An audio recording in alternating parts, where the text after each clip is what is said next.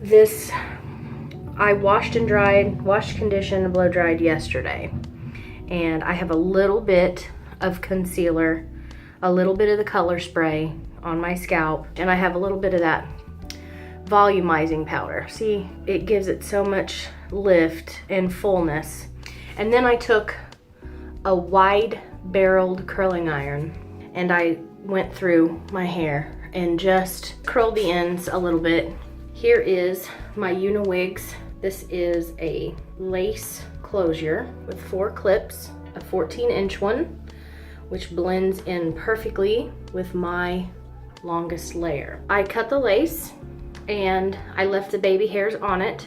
Then I plucked the hairline, the part, to make it a little wider. I already have my hair parted.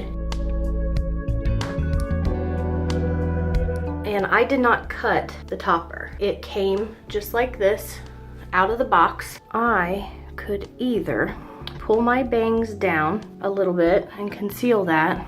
So, got some fill-in powder. I can just darken this hairline up a little bit. If you don't get it right the first time, that's okay.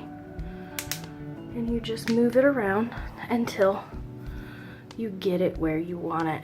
Now, see, I put that little bit of concealer. So, another trick that I use to cover up my hairline is regular old hair mascara. And since my hair, my roots grow out a lot lighter, I will take this right here. I'm just darkening them. You cannot see that, I'm telling you. It looks natural. And fluff up the curls a little bit. A little bit of spray so you can see